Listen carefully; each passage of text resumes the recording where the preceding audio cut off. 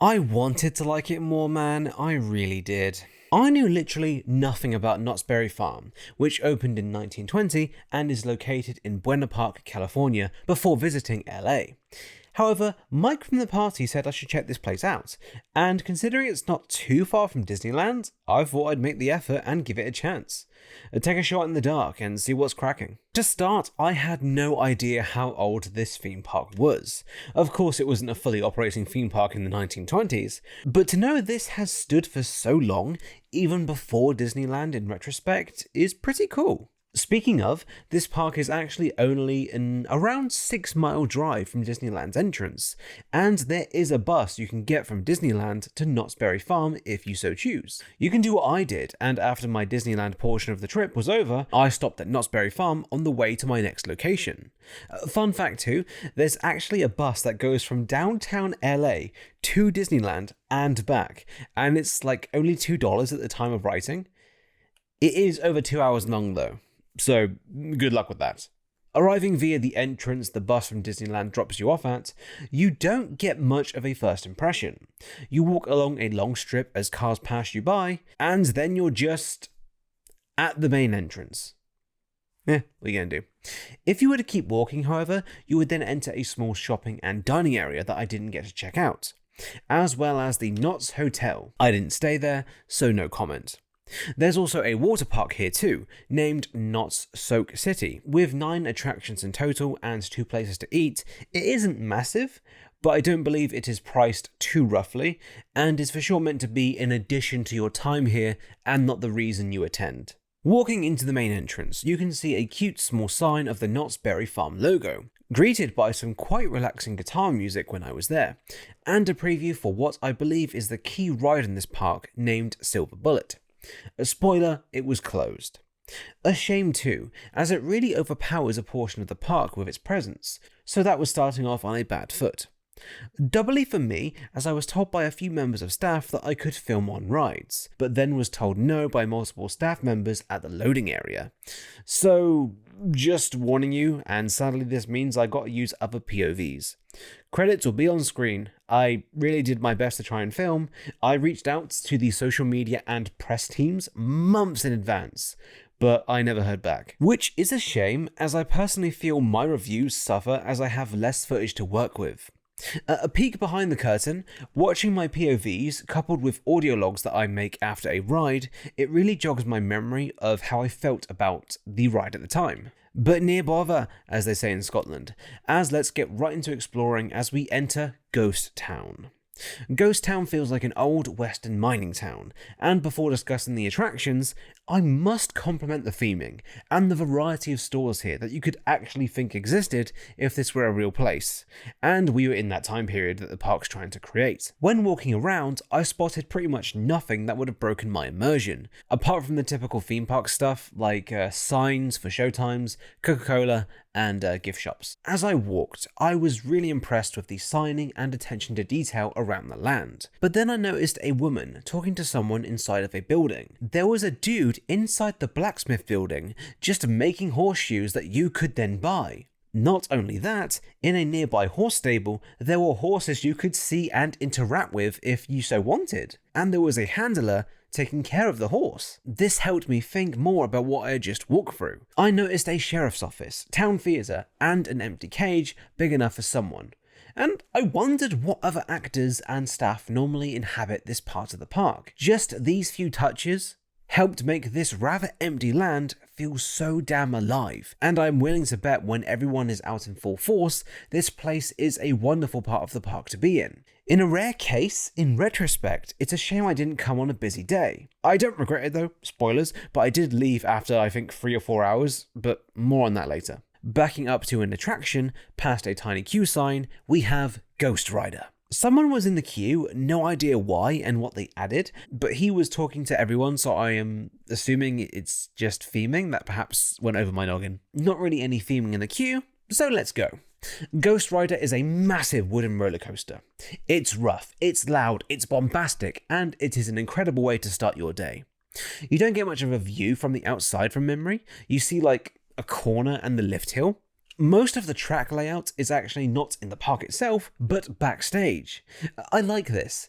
It meant the ride wasn't taking up walking space, and it's also a bit of a surprise what the layout will be. Speaking of, without going full coaster head because I simply don't have the ability to, this layout facilitates the rides to go fast. And I mean fast. Or at least it feels like it. In particular, the section where you dip down before the first break and, well, most of the ride after that break. Shit's fun, man. I ain't got much to break down here. Do this ride first, as it's close to the entrance, and you'll start your day off with a smile. This mofo really is massive in person though. The amount of wood used to build this thing must have been mental. Moving away from GhostRider and walking through Ghost Town, I entered an area with 2 attractions, a rapids attraction and a small coaster called Pony Express. These 2 rides have a bit of cohesion as you fly over the rapids when riding Pony Express. It's a small thing, but I always like it when stuff like that happens. Pony Express is a short coaster, where you are sat as if you are riding a horse, which could create some problems for some guests, so be warned. If you've ridden a Flight of Passage at Animal Kingdom or Tron at Shanghai Disneyland or Magic Kingdom, it's like that, with your calves being held in place and you having to lean forward as if you're riding a bike, or horse in this case. After leaving the ride station, you move slowly towards a big curve to the left. You hear 3, 2, 1 blast off by someone at the loading area, and from there you curve over some very light theming, a railroad track which does have a train you can ride I think, but if you can, I couldn't find where you could. You don't go too fast after that initial launch, so if you can, I'd say sit at the back so you get at least a nice view while riding. After a dip and a turn, you fly over the rapids, hard turn to the right inside of a shed, and you are back at the loading area. I think the ride lasts under a minute, and it is fine for what it is, but I think ride satisfaction would be a little bit higher if you went round a second time. I don't know, I just felt a bit flat when I got off the ride. Maybe because I went from GhostRider to this, but I did have my expectations in check, promise. Next we have a rapids ride, which I am afraid I'll have very little to say about. If you've watched my reviews before, you'll know that I'm not a big fan of rapids rides. You know how there are some people that don't get why roller coaster is fun? I'm just a person who doesn't get why rapids are fun. It's not the getting wet thing, I just get no thrill from how the raft you're in flows across the water. It's ironic, as I think these rides cost like a bucket load of money to run and keep operational. Anyways, the key takeaways I got from the Rapids attraction at Knott's Berry Farm is that there's some light viewing regarding the Wild West, including a person I remember sat on a rocking chair shooting at us. The queue had some theming, which I can't find any footage of online weirdly. And the ride was nothing special in terms of thrills.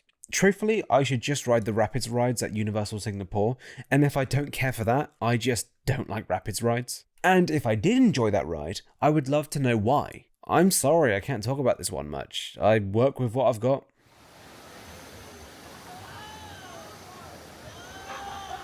Moving away from Ghost Town, passing over a train track and a pathway that at one point had a horse and carriage on it, which I'm guessing you could ride? Not sure. We find ourselves at Charleston Square, a place that I believe is themed around the 1930s or 40s by the design. There was a flat ride that was closed, I believe it was bumper cars, but besides that there's only one real attraction here. Honestly, I don't get the point of having such a tiny area, and this park's map pretends like it's a part of the next land called the Boardwalk, but it's not. Like, if I was following the map as my guide for how we categorize the attractions, I think I should talk about the log flume as part of the Ghost Town section. Bear with me, I am doing my best here. And the map is pretty confusing to follow. Getting back on track. The one of the two attractions in this small area I got to ride was called Knott's Berry Tales, Return to the Fair. Things start out pretty well, with a cool looking sign, and it looks like we are going into a factory on this ride, judging by the theming. There are some comically large berries in the queue, that is cute, with a unique looking mural to our side. The vehicles we ride in fit 4 people, complete with speakers and guns with a pull string themed to a jam jar. So this is a 4D shooting ride, which was a nice surprise to me, as I do enjoy them. Heck, just a couple of days prior, I got to ride Spider-Man Web Adventure again at Disney California Adventure, and overall, I did enjoy that. I'm cutting the BS, this was shit. The visuals are a fever dream, but not a funny kind. The audio balancing was way out of whack, so sounds were loud as hell and different layers of audio were clashing. The aiming was really hit and miss, so it was kind of a free-for-all. The 3D was blurry with the glasses on or off, and the animations looked like arse. There are a few dark ride portions where you get a break from the action, and I didn't mind these actually. They fulfilled their purpose well of being a nice break from the action, as well as trying to tell a story. It went over my head, but an attempt was made. The guns were confusing to me. I don't mind a drawstring like at Toy Story Mania, but that cannon is attached to the vehicle, which means you have leverage to pull on and really go ham. With freehanding the gun and pulling the drawstring at the same time, your aim is going to be a bit skewed when you pull the cord back. So be sure not to go too fast when pulling the cord and try to steady your aim. You are tracked on what your score was as the ride goes on, and I think it's supposed to take a photo of you when you're on the ride, but in my case it failed. So instead I cosplayed as WWE superstar Vacant for the day. I felt quite honoured, to be honest. What's quite funny is you exit out into an arcade and then a gift shop. I don't think I've ever had that before. I've had an arcade like at Alton Towers, and I've had a gift shop, of course, but never both. How equally creative and kind of dodgy. If you couldn't guess, I found Knott's Berry Tales Return to the Fair really naff, and a total letdown. Judging by the experience overall, this is perhaps a sequel or a reimagining of an old ride, and maybe I would have liked that ride more. Sadly for this one, it is a fat no from me.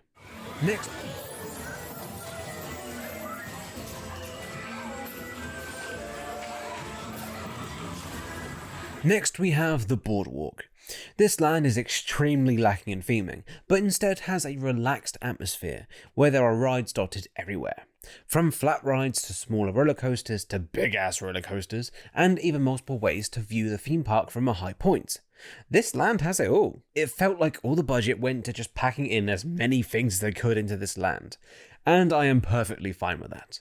Plus, the land was pumped with surfer rock music, so at least there's that. When walking in, your eyes more than likely will first be drawn to the Hangtime roller coaster. What excited me was its vertical 90-degree climb and its drop, hanging you over the edge before dropping down like Soar the Ride at Fort Park. That, and there's nothing to look at or talk about throughout this land that isn't the rides, places to eat, or gift shops, so let's begin. Hangtime has nothing to talk about in the queue. However, a small cute note is that instead of wait times, the sign says catch a wave in. It's small, but I think more rides should have unique entrance signs.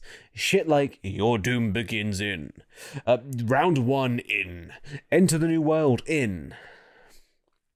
It all ends with in. We'll workshop it.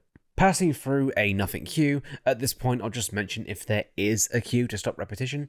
However, when I was standing in the queue, I was inspecting the ride's layout, and I was thinking, where the hell have I seen this before? I know the vertical hill reminded me of something. The Smiler at Alton Towers! Review on the channel if you care, but the Smiler is a banger of a ride. One of the best roller coasters I have ridden. Turns out it was made by the same company, GhostRider, and this is known as an infinity coaster. So my quality levels for this ride went up. Is it as good as the Smiler? No. The extra inversions, theming, and ride experience means I prefer that ride. Is it still good? Hell yeah. The ride starts with the aforementioned vertical hill climb, climbing 150 feet high. When you get to the edge, you hang there for 5 seconds, which feels like an eternity as I looked at my surroundings. From there, the speed picks up fast and hardly drops, with 5 inversions. And a bit that really stuck in my head is the first turn after the drop, where it seamlessly curves up to the right, then you turn down the hill to the left. It just felt so damn smooth. Hell, the whole ride felt smooth, surprisingly. I rewrote it a couple times in a row to get my true feelings on the ride, and although it isn't as good as the Smiler, I loved the sensations you get on Hangtime, and is 100% worth your time. I would have waited like 30 minutes and been fine with it, as it was a mighty good time. Plus, it's a fun layout to look at when off the ride, which is always a nice bonus.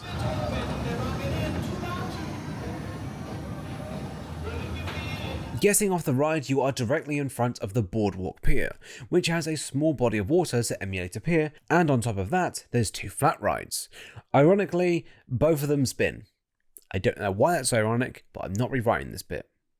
They both looked fine. I didn't ride them, but they look great for kids and families. Moving ahead a bit, we have our next ride, GhostRider. Funny fact, when I recorded my after ride note, which is how I record my notes after ride, I just talk into my phone, a rat ran in front of me. Oh, that was a rat. Generally, a rat just walked right in front of me. How fun. It's very apt too, as this ride was bloody awful. This is a wild mouse coaster, even more apt, characterised by its sharp turns. There's nothing really to this ride outside of the turns and a couple drops which transition into more turns. This ride is plain and simple rat shit. It's really boring, painful on the knees, and just an overall terrible experience. I ain't mucking about, I really didn't care for this ride. Next we have Accelerator, a launch coaster that shoots you out fast and throws you up high. You have to walk under and around it in the queue, which helped build up excitement for me. Though when you actually get to the loading area to queue up, the queuing is odd. You don't like queue for a row of a ride, but instead the car, which holds 2 rows of 2 people. But I don't know, it just felt a bit odd and confusing to a first time rider. This ride accelerates hard, topping out at 82 miles an hour. The countdown could have a bit more theatrics to it to build up the tension, but whatever. You climb up a massive hill, twisting as you get to the top, so when you're at the highest point, you have a wicked view of the surrounding land. Not sure you can see Disney from there, but it's still a cool view. It reminds me of Red Force at Ferrariland in Spain, as well as Stealth and Rita in the UK. These are all rides where its main gimmick is just to go fast, but end fast. It's odd. Red Force is faster and more thrilling for sure, but Accelerator just feels so smooth compared to the rest. I'd have to ride Red Force and this back to back to give you a definitive answer, but that's currently physically impossible. So for now, I may pick this over Red Force. Shit, I don't know. Both are really fun and worth the wait. Heck, they're tied for now. The Red Force does have a nicer view. I'm getting sidetracked. This ride does have a couple extra turns after dropping down from the massive hill, and those are still fun. Though if anything, they are more of a quick calm down before you brake. It's not boring unlike Rita though, as the twists are so short. With Rita, it kept going on way longer than it should have, ironically. The brake at the end was a bit jolty, but not that bad. Like, Goofy's Sky School at Disney California Adventure could wind a small child with how rough the brakes in that ride are. But here, considering the speed you're going, which tops out at 82 miles an hour like I said, after the launch, the brake at the end of the ride is surprisingly shockingly smooth.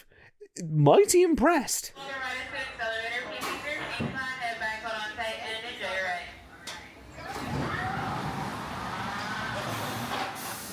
Three more attractions in Boardwalk.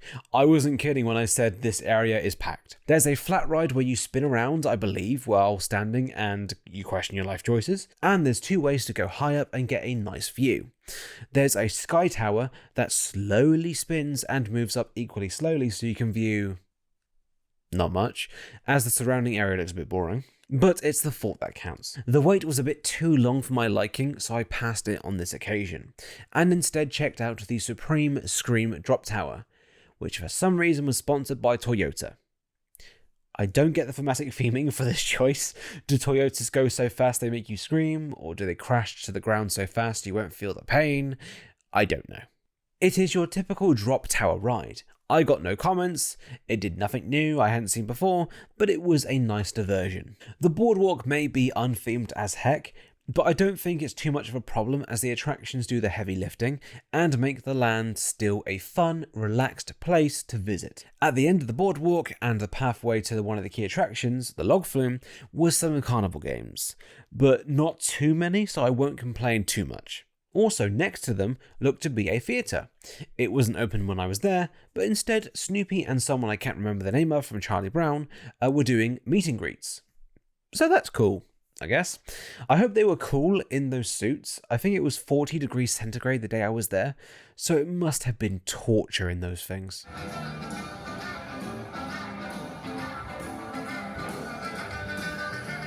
Moving on from the boardwalk, we have Fiesta Village, which has a train track blocking you from leaving sometimes.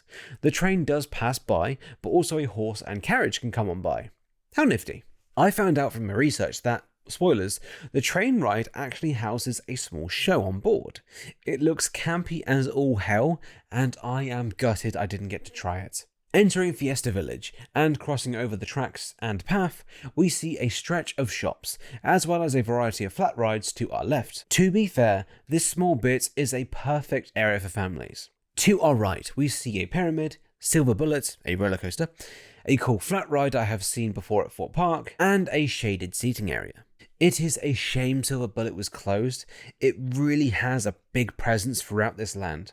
The pyramid houses a ride called Jaguar, and I had no idea what the ride would be, especially because the first part had water everywhere, so I was curious what the hell it was. However, if you simply had your eyes open like I apparently didn't when viewing the footage of the entrance, you'd have seen the roller coaster track around me. I must have just been off that day. Jesus. I mentioned the water at the entrance, which threw me through a loop, but the queue, though nothing out of this world, was actually quite suspense building. The sound around you gets dampened the further into the queue you go, helped by the queue music. Once you get to the loading area, the perfectly fine theming continues. It wasn't groundbreaking, but it kept the vibe the entrance set up rather well. The ride, meanwhile, I swear I'm not trying to be negative, but after this ride is when I really started to question this park. This is a junior coaster, so I was not expecting thrills, but this ride was rough and unenjoyable. The best parts about it are you're moving alongside a ride that was closed when I was there, called Montezuma, which, if timed right, could be really cool. Sadly, it was closed when I was there. Seriously, the only good thing about it, in my opinion, is the fact that you tour the land. You also pass around a Silver Bullet, which, again, would have been cool if it was open when I was there. Skip Jaguar. I would have been annoyed if I waited more than 5 minutes for it.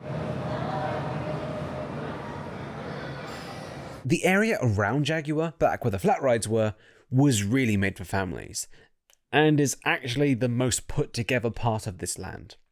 I mention that as the kid area flows smoothly to the food court nearby, with plenty of shading and seating. Can't comment on the quality of the food, but it looked fine. Walking around, inspecting the two closed coasters, it really showed me how much this area relies on these two attractions as landmarks, especially since they are built and operate so close to each other. As I was walking around, passing by a fair few stands selling tat and snacks, I noticed that outside of the main Fiesta area, this land just drops all of its theming. It's oddly fast how it happens. I also found this random gravestone and shit. I think it may be related to the Not Scary Farm event, their yearly Halloween thing, but I don't know, it looked too permanent. Fiesta Village was not made for me, and that is fine, but I sadly couldn't enjoy the parts that did interest me, so I guess we just have to move on. Yeah, I'm struggling, man.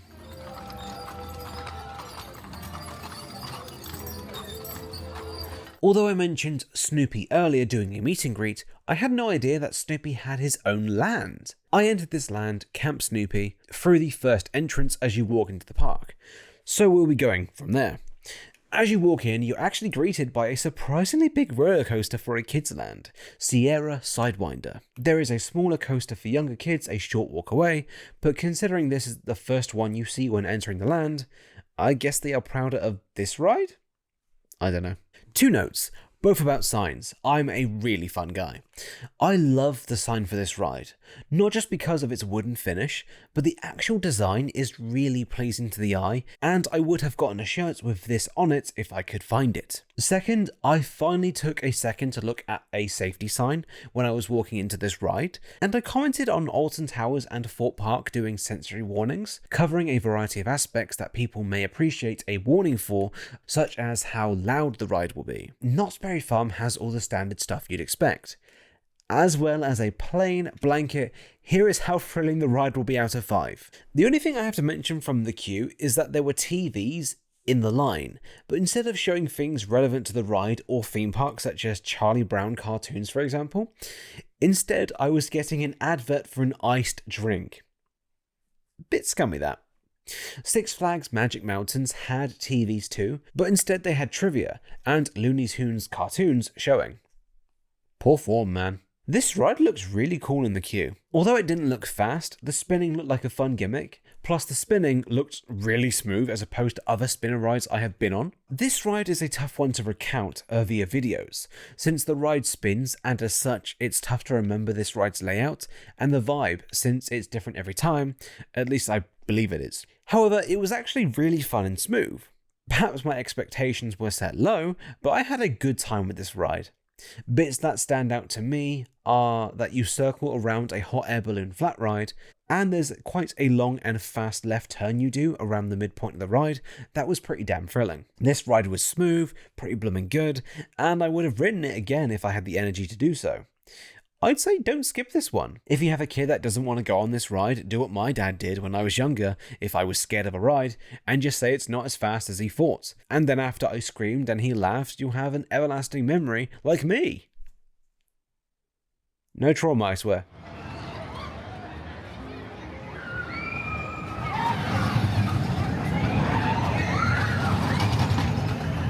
Sadly, I didn't get to ride anything else in this land, as at this point, despite me enjoying Sierra Sidewinder, I was really overall not enjoying this park.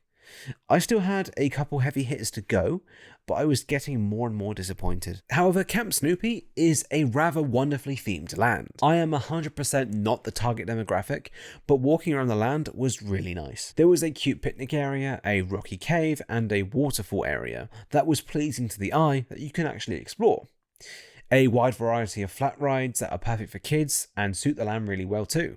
I liked the wooden and rocky theme around the land. I believe all the fences around the attractions were made of aesthetically pleasing wood, as well as all the signs.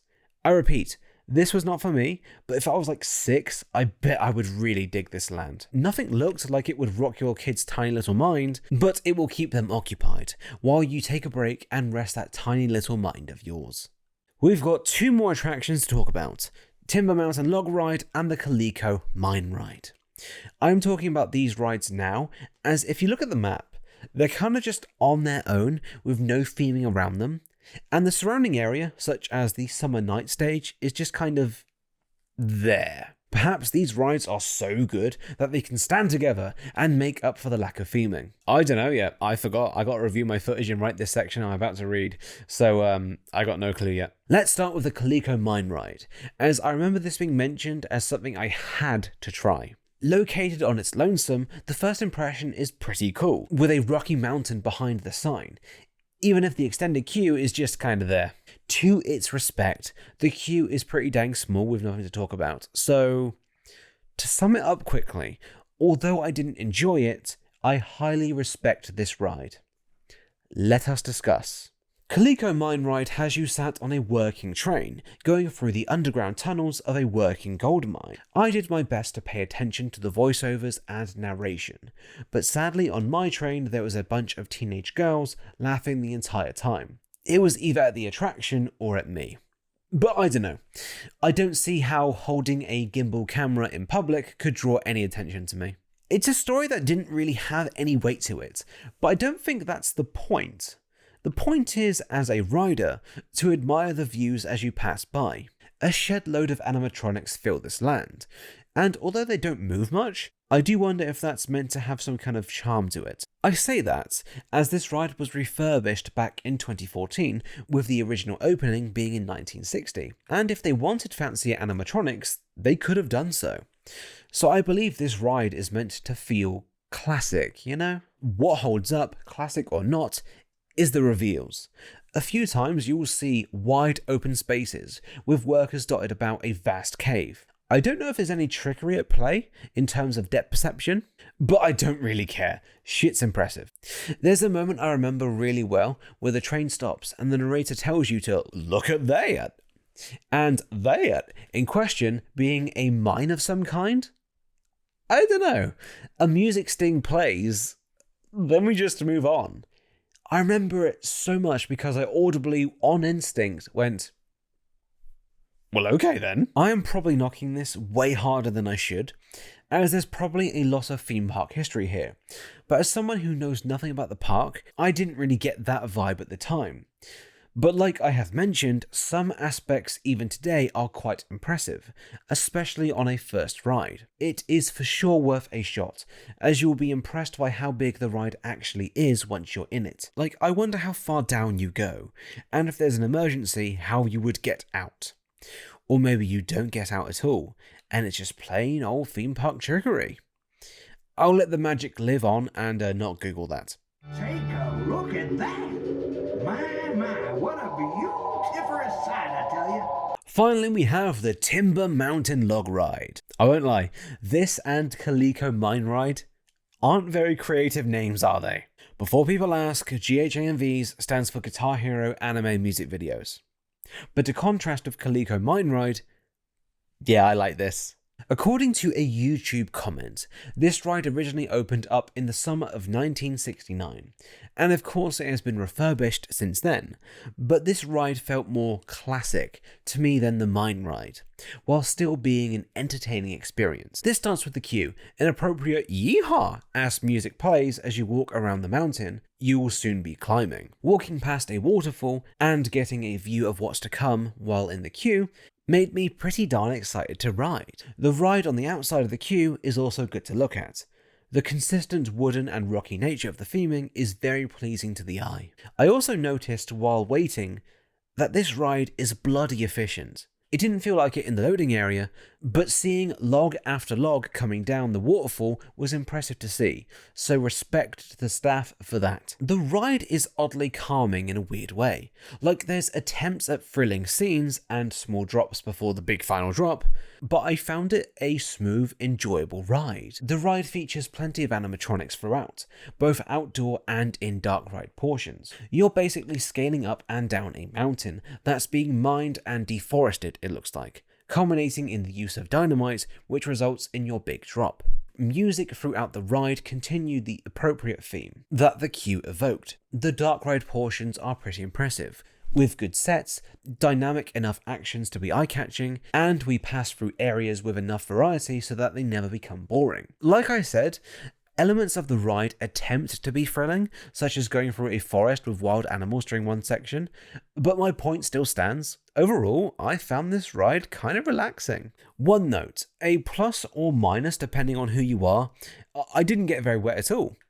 I got a wet bum, but that's nothing new to me. I saw online that there's a variation of this ride that happens during the Not Scary Farm event, with spookier themes and live actors. Not Scary Farms is a yearly Halloween horror-themed event, and according to a video I saw, this event is the OG of horror theme park events, so that's cool to know. The more I learn about this theme park, the more I feel I have to kind of respect its impact on theme park history, even if it's not for me. Overall, I don't believe this ride needs a deeper breakdown.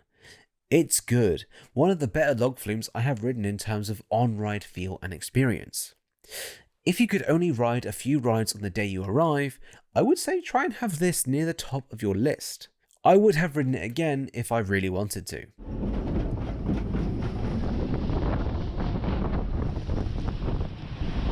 Now for the semi-final portion, where I talk about crap I couldn't fit in anywhere else. The water from the water fountains was simply undrinkable. I don't know why I wasn't thinking straight at the time and just asked for water from a food stand. I don't know, maybe I'm an idiot, but I would advise avoiding the water fountains. They all barely flowed, and what did flow out looked and tasted awful. Luckily though, there are in total 37 locations which sell food throughout the park. That's mental. Does Disney have that many? I'm sure it does. But on the map, seeing 37 different places to eat shit that will all probably make your shits uncomfy is still pretty impressive, which includes the shopping area outside the park and the hotel, but again, it's still quite impressive, especially for a smaller park compared to the Goliath down the street. Actually, Disneyland is quite small compared to Walt Disney World, now that I think about it. I'm going to stop there, as I'm going to go cross-eyed otherwise. The park had lots of music pumping throughout the lands that were appropriate to the theming of the land. The vibes were good. Plenty of theatres that had lots of entertainment to watch, which is great for variety. I didn't get to watch any of it as they were all later in the day and I had already left at that point. Plus, the park actually feels quite large, despite being what I would say is quite averagely sized. So fair play to the designers for making it feel bigger than it actually may be. I noticed animal relief stations for service dogs. I didn't see any good boys and or girls while I was there, but I thank these dogs for their service. There is plenty of events going on throughout the year, some of which, such as the Peanut Celebration and the Boysenberry Festival, looking rather unique, as opposed to the traditional Halloween, Christmas and summer events. Knott's Berry Farm is a theme park that seems to be loved, and I can respect that, and even enjoy certain parts of the park. But this theme park just wasn't for me. I think it didn't help that I entered with some expectations due to other people bigging it up. They weren't wrong to do so. They felt how they felt and wanted to share the love. That's the beauty of loving something. You want to share it so others can too. I can see why people like it. I really can. But sadly for me, Knott's Berry Farm missed the mark. I 100% didn't get the best possible experience due to ride closures, fewer actors compared to normal, and I didn't get to try any shows. So please take that all into account in regards to my review. Is it worth your time? Well, hopefully what I have showed you will answer that question. In terms of value, tickets start at $60 from the official website. On this occasion, I didn't bargain hunt at all, and I think I'm happy with that price. When it comes to pricier, i.e. busier times, I'm going to assume there is more staff on location to bring the park more to life, especially in the ghost town portion of the park. I am gutted I didn't get to truly experience that land at its fullest, and the park as a whole by extension. Now I'm going to go and watch some Expedition theme park videos about Knott's Berry Farm, which will make me think I am wrong and invalidate this whole video, but what are you going to do? Oh, one last thing, you can have weddings here. That is all.